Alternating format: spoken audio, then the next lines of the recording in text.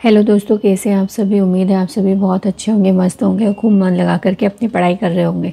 दोस्तों, आज मैं आपके लिए एक वीडियो लेकर आई हूँ जो 14 दिन जो बचे हुए हैं उसके अंदर जो तैयारी करने वाले हैं उन लोगों के लिए मैं एक बार सिलेबस का वीडियो लेकर आई हूँ, जिससे कि उनको इधर उधर कहीं भी सिलेबस के लिए नहीं भटकना पड़ेगा। वो आपको इसी चैनल पर मिल जाएगा। प्लस एक और चीज़, एक और कन्फ्यूज़न यहाँ पर बच्चों को बहुत ज़्यादा होता है कि यहाँ पर कितने पेपर होने वाले हैं और कितने मार्क्स मिलने वाले हैं, कितना टाइम ड्यूरेशन एग्ज़ाम में हमको मिलने वाला है, कितनी शिफ्ट में एग्ज़ाम होने वाला है। तो इससे रिलेटेड भी हर एक पॉइंट आपके यहाँ पर इस वीडियो में क्लियर हो जाएंगे। आइए शुरू करते हैं आज का वीडियो, जिसके अंदर मैं जो इसका सिलेबस है उसका डिस्कशन आपसे करने वाली हूँ।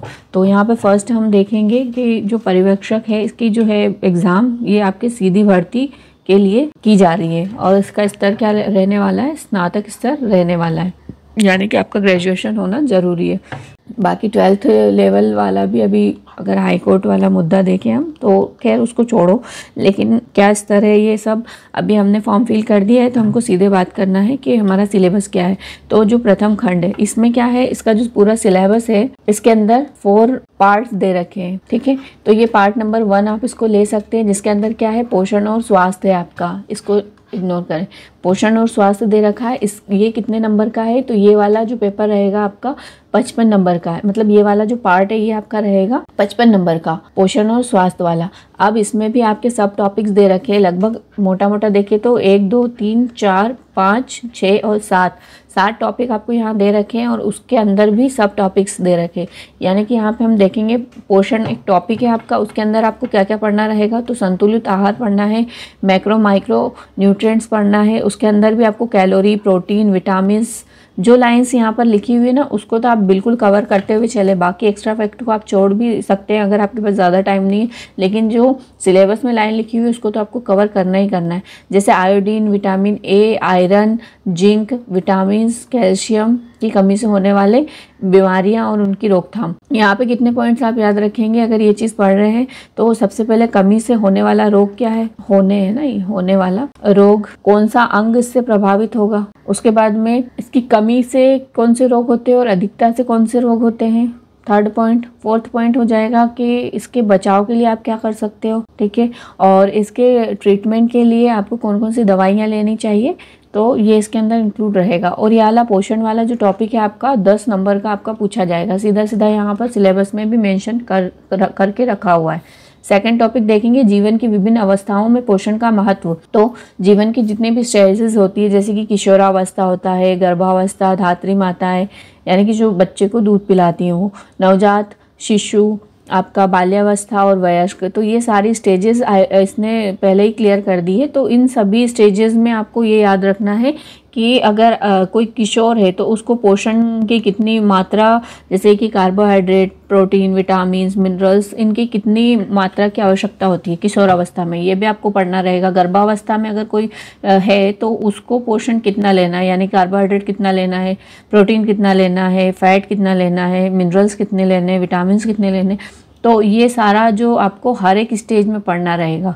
गर्भावस्था में भी, धात्री माताओं के केस में भी, नवजात शिशु के केस में भी, बाल्यावस्था के केस में भी और वयस्क के केस में भी। और ख़ास करके आपको ये यहाँ लिखा हुआ इनका तो आपको देख ही लेना है, ठीक है। और ये वाला पोर्शन आपका रहेगा 8 नंबर का। ये जो 55 मार्क्स दे रखे हैं ना, इनको ही यहाँ पर तोड़ के बताया हुआ है कि पर्टिकुलर टॉपिक कितने नंबर का पूछा जाने वाला है। तो इस चीज़ को भी हमको ध्यान रखते हुए आगे बढ़ना है। उसके बाद में है गर्भवती की देखभाल, यानी कि अगर कोई फीमेल गर्भावस्था में है तो उसके वजन की आपको निगरानी करनी रहती है।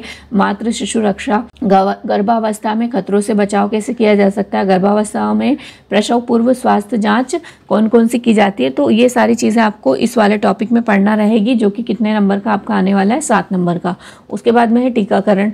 तो टीकाकरण आपको पता होना चाहिए इसके अंदर कि हमारा जो राष्ट्रीय स्तर का जो टीकाकरण कार्यक्रम है उसके अंतर्गत कौन कौन से टीके लग रहे हैं, टीकाकरण का क्या इंपॉर्टेंस है, अगर टीकाकरण नहीं हुआ तो उसका क्या दुष्प्रभाव आपको देखने को मिल सकता है। तो ये सारी जानकारी आपको होना चाहिए, क्योंकि आप फीमेल सुपरवाइज़र बनने वाली है। अगर आपको ये चीज़ें नहीं पता होगी तो आप कैसे सुपरवाइज़ करेंगी अपने नीचे जो भी कैंडिडेट्स रहेंगे उनको। अगर आपको नॉलेज रहेगा तभी तो आपको हर एक चीज़ आप जो है सही तरीके से कर पाएंगी। इसीलिए आपको ये सारी चीज़ें पढ़ना बहुत ज़रूरी है। कितने नंबर की आने वाली है? 8 नंबर की। उसके बाद दे रखा है स्वास्थ्य के विभिन्न राष्ट्रीय कार्यक्रम।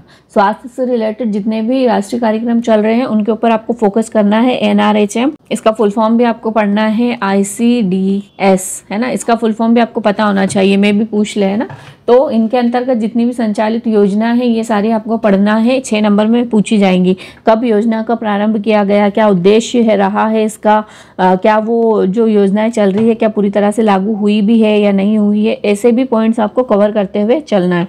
उसके बाद है कुपोषण।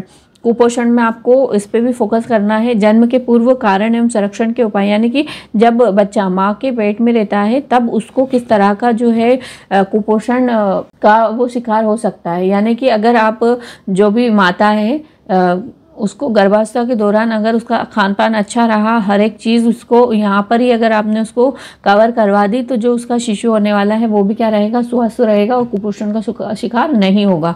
तो जन्म के पूर्व आपको जो है कुपोषण के कारणों को पढ़ना है। संरक्षण कैसे कर सकते हैं उसके उपाय आपको देखना है। फिर जन्म के बाद क्या कारण हो सकते हैं कुपोषण के, और संरक्षण के क्या उपाय हो सकते हैं, ये चीज़ आपको पढ़ना रहेगी इस टॉपिक के अंतर्गत, जो कि आपके 8 नंबर में पूछी जाएगी। आगे सामान्य बीमारियों की जानकारी आपको होना चाहिए कि दस्त, उल्टी, आंखों एवं नाल का संक्रमण, खसरा, गलघोटू, टिटनेस, काली खांसी, टीबी, निमोनिया। अब ये सारी बीमारियां हैं। आपको यहाँ पर ये देखना है कि रोग का कारक कौन है। ये बीमारियां अगर हो रही है किसी को भी तो उसका कारक कौन है, कारण क्या है उसका, किस अंग को वो प्रभावित कर रही है, बचाव कैसे किया जा सकता है, और अगर हो गई है तो उसका ट्रीटमेंट क्या हो सकता है। ठीक है, तो ये चीज़ें आपको इस वाले टॉपिक में पढ़नी रहेगी। ये आपके 8 नंबर में पूछा जाएगा। इस प्रकार आपके ये टोटल 55 अंक जो है पार्ट ए के आपके कवर हो जाएंगे। और आई थिंक अगर आप साइंस के स्टूडेंट भी रहे हैं या फिर आप PSC करके ये चीज़ कर रहे हैं तो वहाँ पर भी ये सारी चीज़ें आपकी पड़ी हुई है, यानी कि 55 मार्क्स की आपकी तैयारी पहले से ही है। बस ज़रूरत है तो उसको रिवाइज़ करने की और थोड़ा सा डीप में पढ़ने की, क्योंकि यहाँ पर डीप में पूछे जाने की संभावना पूरी है।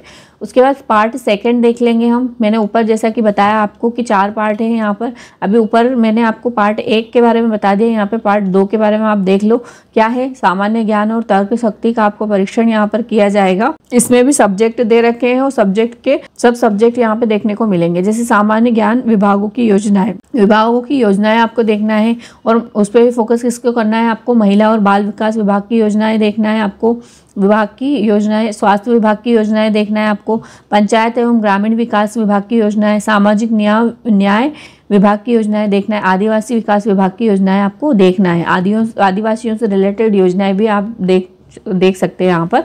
तो ये लगभग ये वाला पार्ट आपका कितने नंबर का पूछा जाना है, 10 नंबर का। नियम और अधिनियम देख लेना है। तो बच्चे और महिलाओं से जुड़े और घरेलू हिंसा हो गया, उत्पीड़न हो गया, आपका दहेज प्रतिरोध हो गया, संपत्ति का अधिकार, बाल विवाह रोकथाम अधिनियम, खाद्य सुरक्षा अधिनियम। तो इस प्रकार के जो अधिनियम है जो यहाँ पर लिखे हुए ये सारे आपको कवर करते हुए चलना है, जो कि कितने नंबर में आ सकते हैं, 10 नंबर में आपके पूछे जा सकते हैं। कि ये पूछ लेगा कि बच्चों के ये कानूनी अधिकारों संबंधित नियम अधिनियम, शिक्षा का अधिकार ये जो है किस वर्ष में लाया गया है ना, तो ईयर पूछ सकता है, उसकी धाराएं पूछ सकता है ना, कितने चैप्टर है ये पूछ सकता है। तो ये सारी चीज़ें आपको कवर करते हुए चलना है। घरेलू हिंसा से रिलेटेड आपको कहाँ पर जो है प्रोटेक्शन मिलेगा, किस आर्टिकल के तहत आपको ये चीज़ें मिल सकती है, तो ये सारी चीज़ें आपको कवर करते हुए चलना है। नेक्स्ट है यहाँ पर टॉपिक आपका दे रखा है शारीरिक संरचना सामान्य ज्ञान। तो इसमें आपको शारीरिक संरचना है तो सीधे सीधे आपको डाइजेस्टिव सिस्टम यहाँ पे पढ़ना है, आपके ग्लैंड्स, प्रजनन तंत्र, किशोरावस्था विकास, प्राथमिक उपचार।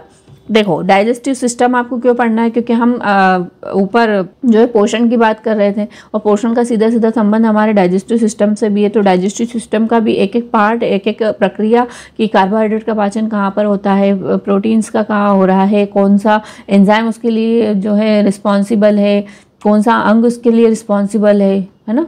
तो ये सारी चीज़ें भी आपको देखते हुए चलना है। HCl कहाँ से क्रिएट होता है ना, तो ये चीज़ें भी आपको कवर करते हुए चलना है अगर आप डाइजेस्टिव सिस्टम पढ़ रहे हैं तो। और इसके अंदर ये जो डाइजेस्टिव सिस्टम है इसके कौन कौन से अंग होते हैं, कौन कौन से पार्ट्स होते हैं डाइजेस्टिव सिस्टम के, और किस प्रकार ये काम करता है तो ये सब भी आपको इसके अंदर पढ़ना रहेगा। फिर ग्लैंड्स हो जाएगी, तो ग्लैंड्स भी आपकी 2 प्रकार की होती है, तो उनके बारे में आपको पढ़ना है, किस तरह के हार्मोन्स ये सिक्रेट करती है, वो क्या काम करता है वो हार्मोन्स, ये भी आपको पता होना चाहिए अगर आप ग्लैंड्स पढ़ रहे हैं तो। प्रजनन तंत्र हो जाएगा, है ना, ये भी इंपॉर्टेंट रोल प्ले करेगा आपके लिए, तो ये भी आपको पढ़ना है। किस प्रकार की सेल्स रिस्पॉन्सिबल होती है, फॉर एग्जाम्पल अगर हम ओवम की बात करें तो ओवम का फॉर्मेशन कहाँ पर होता है, वहाँ पर किस प्रकार की सेल्स आपको देखने को मिलती है, मेंस्ट्रुअल साइकिल आपको पढ़ना रहेगा इसके अंदर। और अगर मेल, इसमें एक चीज़ और ध्यान रखेंगे आप, मेल और फीमेल का जो ये प्रजनन तंत्र होता है, मेल और फीमेल का, ये भी क्या होता है, सेपरेट होता है। तो मेल जनन तंत्र आपको अलग पढ़ना है, फीमेल अलग पढ़ना है। इससे रिलेटेड सारी सेल्स, हार्मोन्स और सारी चीज़ें आपको देखना है। इसमें फीमेल में भी आपको देखना रहेगी इसी प्रकार की चीज़ें। और अगर मेल का पढ़ रहे हैं तो स्पर्म्स का फॉर्मेशन कहाँ पर होता है, कौन सी सेल उसके लिए जिम्मेदार होती है, किस प्रकार का जो है कोशिका विभाजन आपको यहाँ पे देखने को मिलता है। तो इस प्रकार की चीज़ें सारी आपके प्रजनन तंत्र वाले टॉपिक के अंदर कवर हो जाना चाहिए। उसके बाद अगला टॉपिक आपका दिया हुआ है किशोरावस्था में विकास। तो किशोरावस्था के दौरान जो है किस तरह के चेंजेस बॉडी के अंदर देखने को मिलते हैं, किस प्रकार का विकास इनका होता है, वो सारी चीज़ें आपको यहाँ पर पढ़ना रहेगी। प्राथमिक उपचार, यानी कि अगर आप देखेंगे कि अगर किसी को चोट लगी या फिर कोई किसी भी प्रकार की परेशानी से, बीमारी से कोई ग्रसित हुआ, तो उसको फर्स्ट ट्रीटमेंट आप क्या दे सकते हैं, उस प्रकार की चीज़ें आपको इस वाले टॉपिक के अंदर पढ़ना रहेगी। तो ये वाला पोर्शन आपका 8 नंबर का है जिसको आपको पढ़ना है। नेक्स्ट हम बात करेंगे, इसमें 4th टॉपिक जो दे रखा है, 6 टॉपिक है आपके पार्ट 2 में। तो कंप्यूटर का सामान्य ज्ञान है, तो कंप्यूटर में आपको MS ऑफिस का सारा कुछ पता होना चाहिए, और उसमें बोला हुआ है सामान्य ज्ञान। उसके बाद इंटरनेट से रिलेटेड आपको हर चीज़ पता होना चाहिए कि क्या यूज़ है इंटरनेट का, फर्स्ट टाइम कब आया था, है ना। और कुछ सोशल नेटवर्किंग साइट्स भी आपको पढ़ लेना है, उनके संस्थापक भी पढ़ लेना है। तो ये सारी चीज़ें आपके कंप्यूटर के अंदर कवर हो जाएगी। मोबाइल का संचालन कैसे कर सकते हैं, तो इसका थोड़ा सा आपको नॉलेज होना चाहिए। ये आपका 7 नंबर में आने वाला है। फिर 5th नंबर का आपको यहाँ पे बोल रहा है कि सामान्य गणित 8th स्टैंडर्ड तक का आपको पता होना चाहिए। तो इसके अंदर अंक गणित पूछा जाएगा, दशमलव, प्रतिशत, अनुपात, ब्याज, आंकड़ों की व्याख्या, ग्राफ पढ़ना और बनाना। तो ये सारी चीज़ें आपके जो है 5th टॉपिक में पूछी जाएगी, और ये आपका सीधा सीधा 10 नंबर का आने वाला है। बिल्कुल इसको छोड़ना नहीं है, बहुत बेसिक चीज़ें हैं ये, जिसको आपको कवर करते हुए चलना है। बहुत ईजी सिलेबस है इसका, कोई ऐसा बहुत ज़्यादा वो नहीं दे रखा है। सामान्य तर्क शक्ति एक टॉपिक दे रखा है, उसके अंदर सामान्य प्रश्न श्रेणी और आकृति से रिलेटेड आपको पूछे जाएंगे। तो ये आपका 10 नंबर का रहेगा। ऐसे आपका पार्ट बी कितना हो गया, 55 मार्क्स का। पार्ट 3 है ये, जिसके अंदर आपको प्रबंधकीय गुण यानी कि मैनेजमेंट जो कि आप करने वाले हो, और अभी भी वर्तमान में भी अगर देखें तो आप मैनेजमेंट ही कर रहे हैं। अगर आप हाउस मेकर हैं, है ना, तो आप मैनेजमेंट ही तो कर रहे हैं, अपने बच्चों को संभाल रहे हैं, आप अपने घर को संभाल रहे हैं, आप अपनी पढ़ाई को भी संभाल रहे हैं। ये सारी चीज़ें आप एक साथ कर रहे हो, आप मैनेजमेंट कर रहे हो। आपसे अच्छा मैनेजमेंट कोई कर ही नहीं सकता मेरी नज़रों में, है ना। तो अपने आप को छोटा नहीं समझना है, बहुत अच्छे कर रहे हो आप। तो इसके अंदर जो टॉपिक्स दे रखे हैं वो कितने टॉपिक्स दे रखे हैं, 1, 2, 3, 4 और 5 टॉपिक्स दे रखे हैं यहाँ पर। और वो कितने नंबर का पूछा जाना है, ये वाला पार्ट आपका 45 मार्क्स का। टॉपिक 1 यहाँ दे रखा है, संचार और परामर्श कौशल से संबंधित 2 अपठित गद्यांश पर आधारित प्रश्न। यहाँ पे आपको आपके संचार और परामर्श कौशल से संबंधित 2 अपठित गद्यांश दिए जाएंगे, और उसमें आपको क्वेश्चन उसी को पढ़ के जो है सॉल्व करना रहेंगे। 12 अंक का ये आने वाला है। उसके बाद विकास की अवधारणा एवं उसकी मुख्य चुनौतियां, पंचवर्षीय योजनाओं में विकास, समकालीन सामाजिक चुनौतियां और सरोकार। इसके अंदर आपको पंचवर्षीय योजनाएं पढ़ना है, उस ड्यूरेशन में क्या क्या चेंजेस हुए, सामाजिक चुनौतियां क्या क्या रही, ये सब आपको पढ़ना रहेगा। ये 10 नंबर का पूछा जाना है। उसके बाद लीडरशिप पढ़ना है आपको। लीडरशिप में भी नेतृत्व क्षमता, उसके गुण क्या होना चाहिए, कौशल, आंतरिक गवर्नेंस और समन्वय, समूह कार्य, टीम वर्क, ये सब आपको पढ़ना रहेगा इस वाले टॉपिक के अंतर्गत। और ये है आपका 8 नंबर का।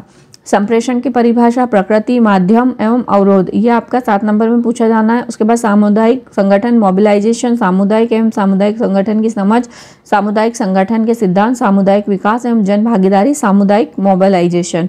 तो ये वाला पोर्शन आपका आने वाला है 8 नंबर में। इस प्रकार टोटल आपके 45 मार्क्स पार्ट 3 से हो जाएंगे। नेक्स्ट पार्ट देख लेते हैं हम, पार्ट नंबर 4 है ये।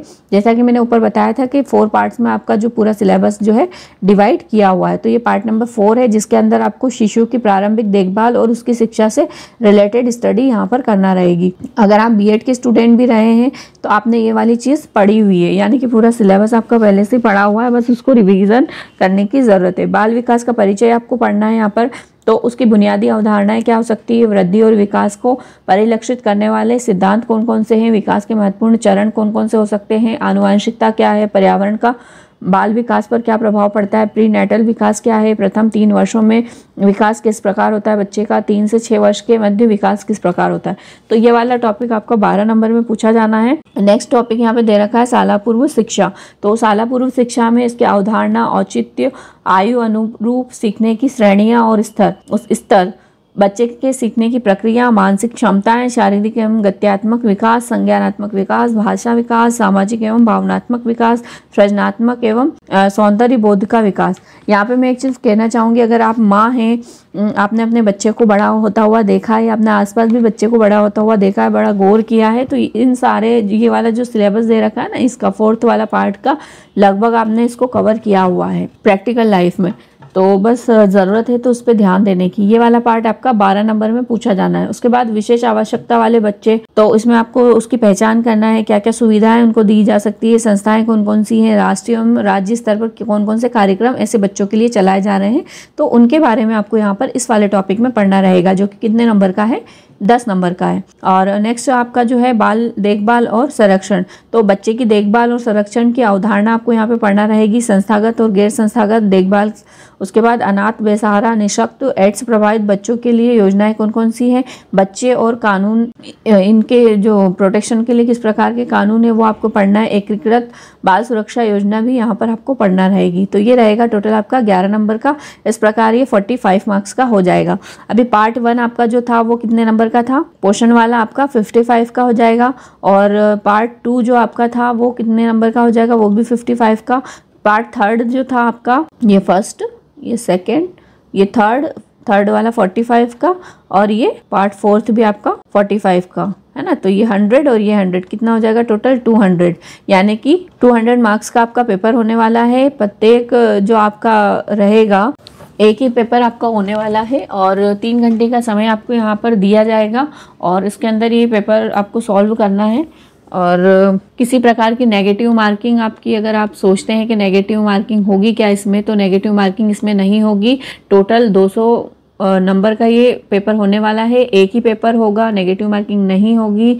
और टाइम का अगर बोले तो टाइम आपका यहाँ पर 3 घंटे का टाइम आपको मिलेगा, इसीलिए आप जो है टाइम मैनेजमेंट करना बिल्कुल सीख लें कि आपको 3 घंटे में किस प्रकार से इन 4 पार्ट को जो है सॉल्व करना है। उसके बाद कितने क्वेश्चंस आना है यहाँ पर, तो क्वेश्चंस का भी आप नोट कर ले कि क्वेश्चन जो है आपके 200 क्वेश्चन आपको यहाँ पर देखने को मिलेंगे, यानी कि इस प्रकार अगर देखे जाएं तो प्रत्येक क्वेश्चन के लिए आपको, एक क्वेश्चन के लिए क्या मिलेगा, 1 अंक मिलेगा, समझ गए ना, यानी कि 200 × 1, तो आपका हो जाएगा ये 200 नंबर। ठीक है, ऊपर एक बार और बता देती हूँ मैं क्लियरली कैसा क्या रहने वाला है। चलो यहाँ देख लेते हैं। तो कितने नंबर का रहने वाला है पेपर आपका, कितने होगा, पहले यहाँ पे लिख देती हूँ। पेपर आपका 1 ही होगा, चारों पार्ट का, पार्ट 1 से लेकर 4th तक, चारों पार्ट इसमें पेपर 1 के अंदर ही आपके कवर हो जाएंगे। एक पेपर होगा, उसके बाद में आपके कितने क्वेश्चन यहाँ पे देखने को मिलेंगे, आपको नंबर ऑफ क्वेश्चन, तो ये आपको देखने को मिलेंगे 200। टोटल मार्क्स कितने होने वाले हैं, तो ये भी कितने होने वाले हैं आपके 200, यानी कि एक क्वेश्चन का आपको 1 नंबर। क्लियर है इतना। उसके बाद में टाइम कितना मिलेगा आपको, तो टाइम आपको मिलेगा यहाँ पर 3 घंटे। और नेगेटिव मार्किंग की बात करें तो यहाँ पर नहीं होगी। तो आई थिंक सारे कॉन्सेप्ट यहाँ पे आपके, सारे डाउट आपके क्लियर हो गए होंगे। और कैसी लगी आपको ये वीडियो, प्लीज़ कमेंट करके ज़रूर बताएं। अगर चैनल पर आप नए हैं तो चैनल को सब्सक्राइब कर सकते हैं, अपने दोस्तों के साथ शेयर कर सकते हैं। मिलते हैं नेक्स्ट वीडियो में, तब तक पढ़ाई करते रहिए, अपना ध्यान रखिए। और एक चीज़ और कहना चाहूँगी कि मॉर्निंग में अगर आप 2 बजे उठ करके जल्दी पढ़ाई करते हैं, तो वैसे भी आप कई लोगों से जो कि 7 बजे उठ रहे हैं, 8 बजे उठ रहे हैं, उनसे 4-5 घंटे वैसे भी आगे हो जाएंगे। और 14 दिनों में अगर आप देखें, आप 14 दिनों तक 5 घंटे डेली सबसे ज़्यादा पढ़ रहे हैं, तो आपके कितने हो जाएंगे यहाँ पर 120 घंटे आपके ज़्यादा स्टडी रहेगी। तो आप ऑटोमेटिक ही दूसरों से आगे हो जाओगे, है ना। और इतने टाइम से जो पढ़ाई की है वो तो आपकी है ही, और बाकी इतने घंटे आप आगे रहोगे तो ये भी आपके लिए एक पॉजिटिव थॉट रहने वाला है।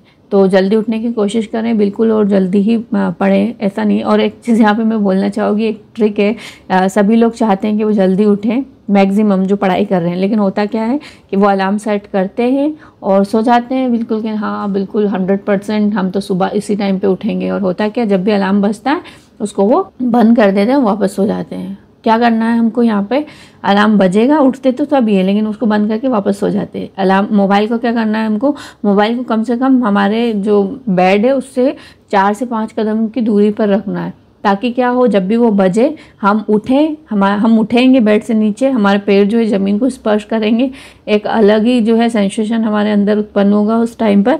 और वो जो बेड से उठकर मोबाइल तक जाने तक का जो टाइम रहेगा, उस बीच में अपने आप को समझा दे 5 सेकंड के अंदर कि नहीं मुझे पढ़ना है, लाइट ऑन कर दे, अपना मुंह धो ले ठंडे पानी से, बिल्कुल आपकी नींद खुल जाएगी और पढ़ने बैठ जाए। ठीक है, तो ये चीज़ करके देखना, बिल्कुल आपकी नींद खुलने लगेगी और शाम को भी आपको जल्दी 9 बजे नींद आ जाएगी, है ना। तो ये वाला तरीका आप इतने टाइम के लिए, मैं हमेशा के लिए नहीं बोल रही हूँ कि 365 दिन, आने वाले जो 365 दिन है उसके लिए आप 2 बजे उठो। बस आप अपने माइंड को इतना समझा दो कि मुझे आने वाले 14 दिनों के लिए क्या करना है, सुबह 2 बजे उठना है और अपनी पढ़ाई जो है करना है। देखो दिन में आप पढ़ते हो ना, कई सारे, आप एक होम मेकर हैं, आपको कई सारे डिस्टर्बेंस देखने को मिलते हैं। इस टाइम पे जो 2 बजे से लेकर सुबह 6 बजे तक का भी हम 4 घंटे का भी टाइम देखें, 2 से 6 बजे तक का, यानी कि मोटा मोटा 4 घंटे भी अगर देखें, तो इस टाइम पे आपको किसी प्रकार का कोई डिस्टर्बेंस नहीं मिलेगा, ना ही आपके फ़ोन कॉल्स पे, फ़ोन के ऊपर, ना ही आपके आसपास, ना ही आपके बच्चे से रिलेटेड, ना ही घर के काम से रिलेटेड।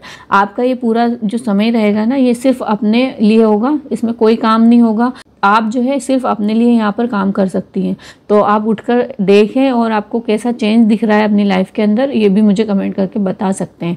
मिलते हैं नेक्स्ट वीडियो में, तब तक बने रहिए और अपनी पढ़ाई जो है खूब मन लगा करके करते रहिए। ठीक है, अपना ध्यान रखिए। Bye bye.